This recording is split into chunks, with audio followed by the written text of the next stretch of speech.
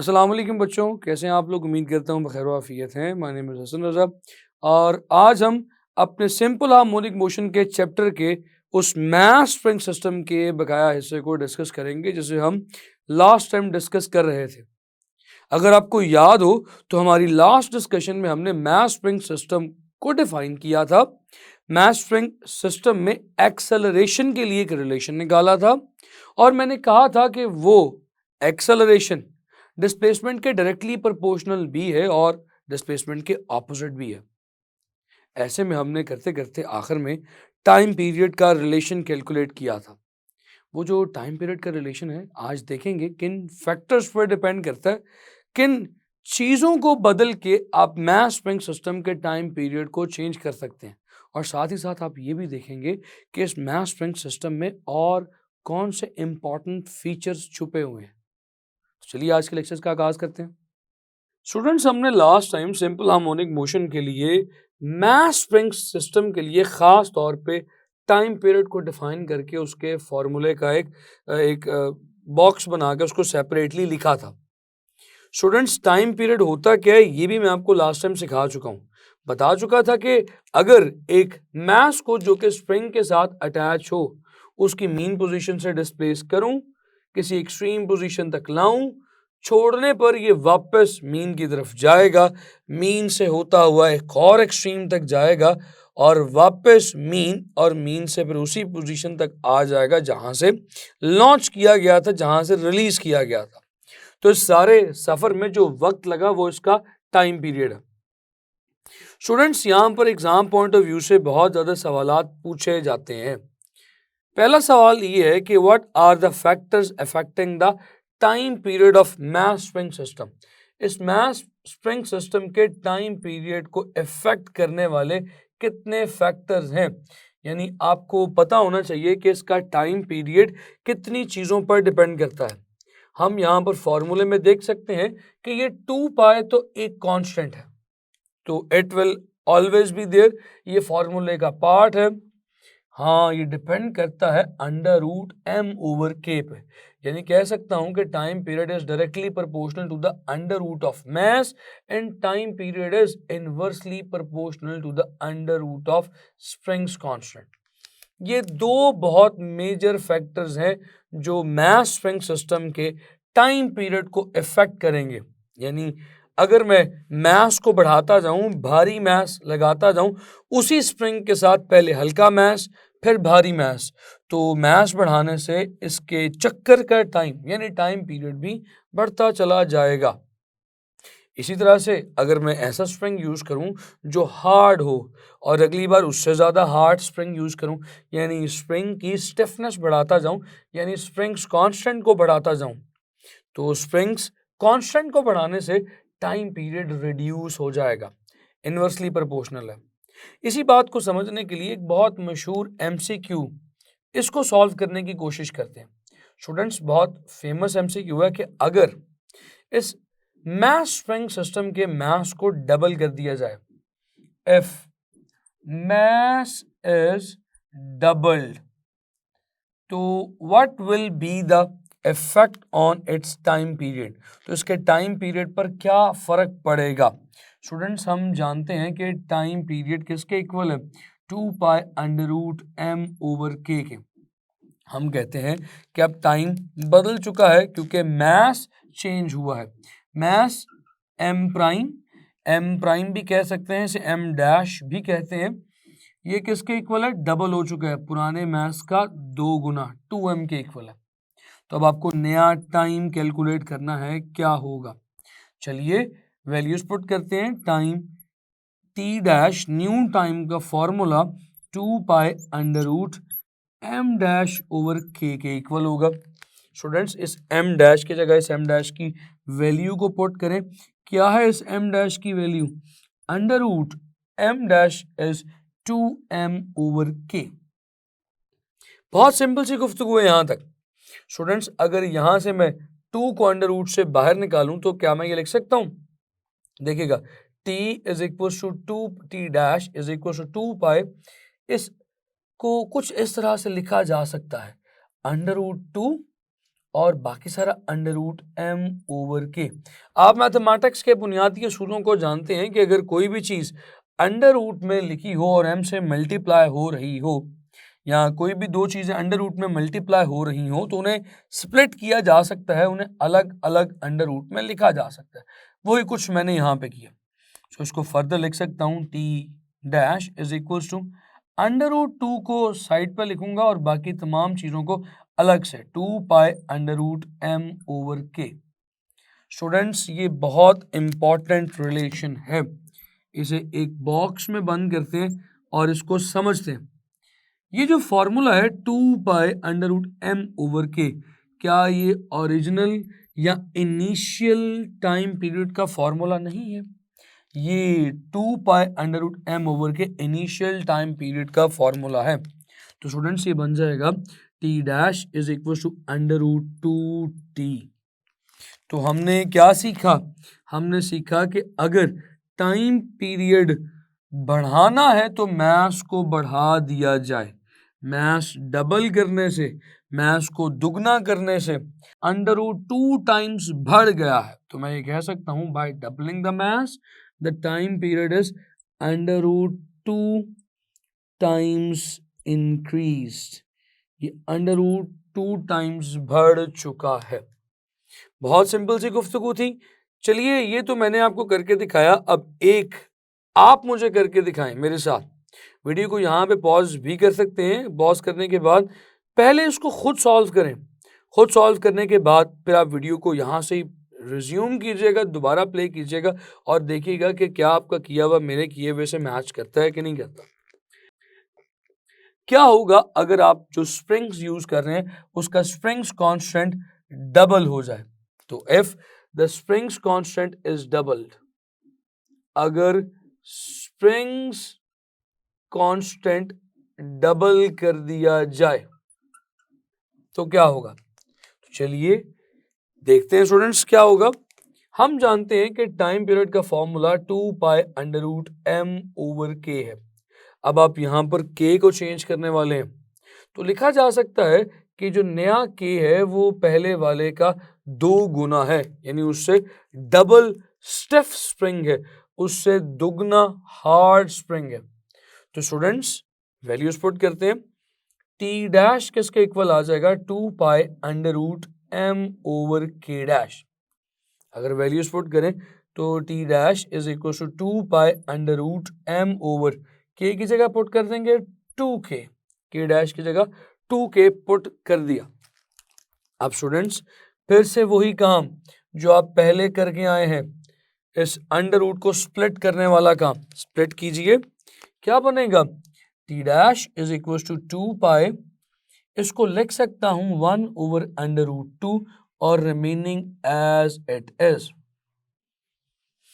अगर इसको फर्दर थोड़ा सा मॉडिफाई आप करें मेरे साथ, तो ये t dash is equal to 1 over under root 2 into 2 pi under root m over k आ जाएगा।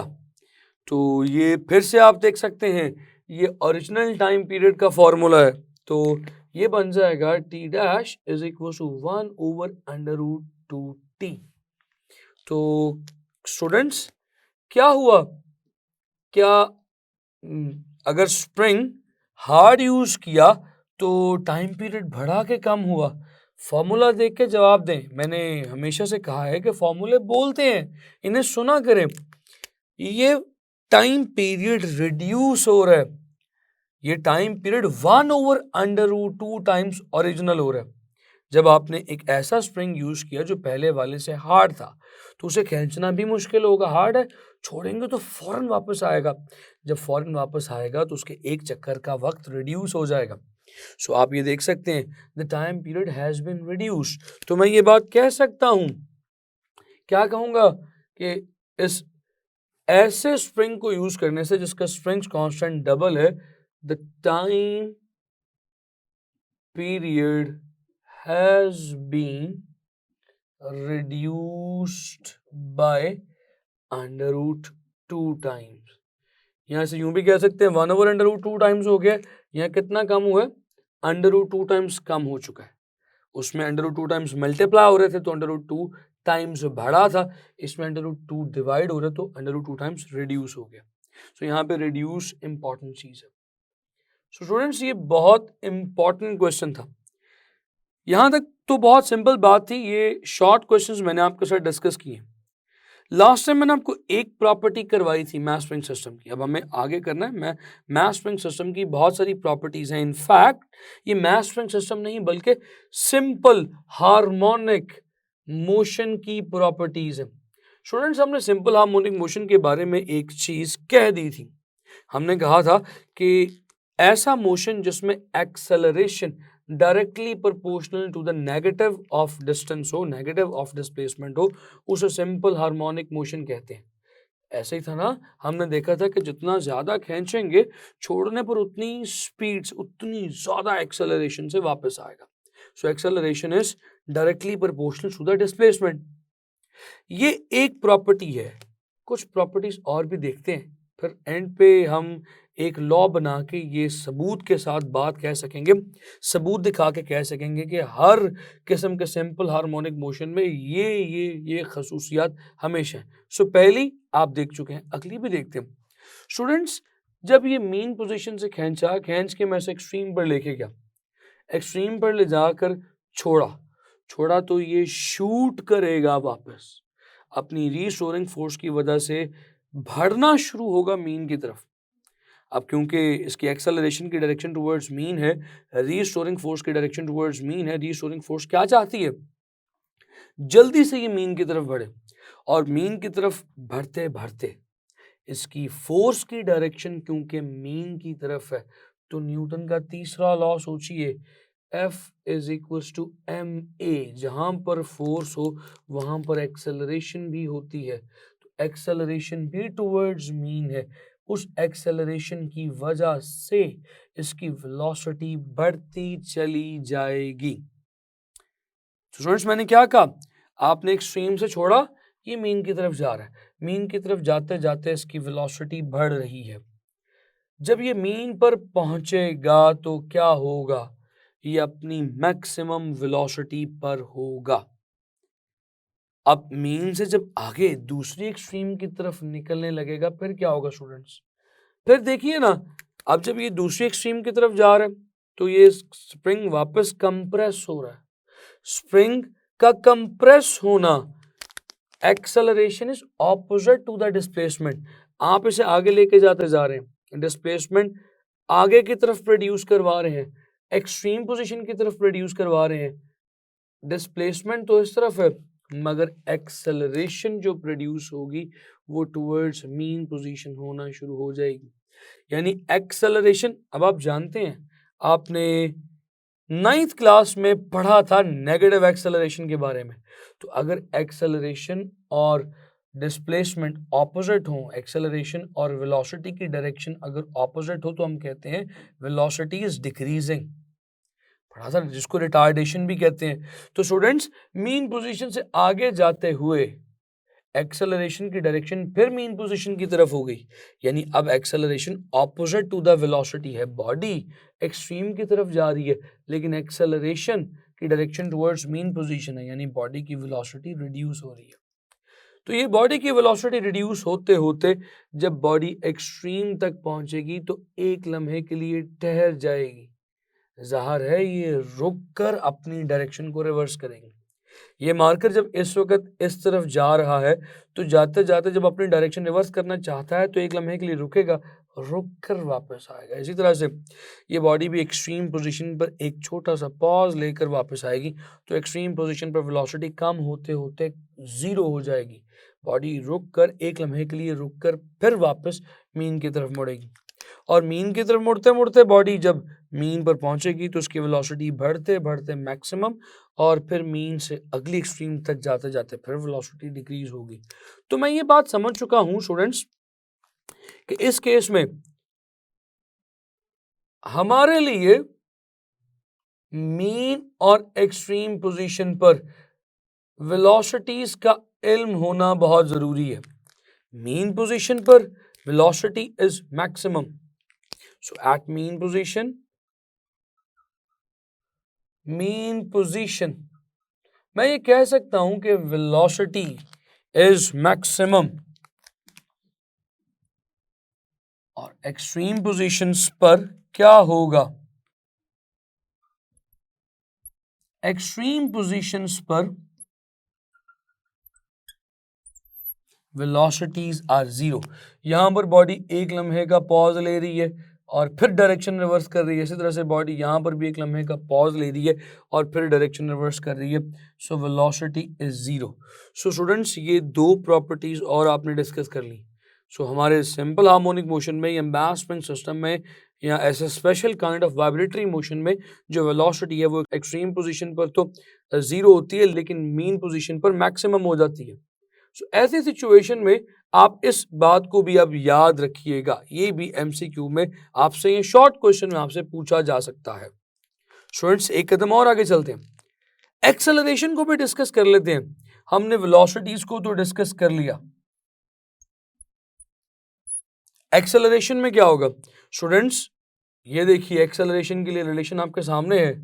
Acceleration is directly proportional to the displacement and opposite to the displacement. Displacement के डायरेक्टली प्रोपोर्शनल तो है, लेकिन डायरेक्शन ऑपोजिट है।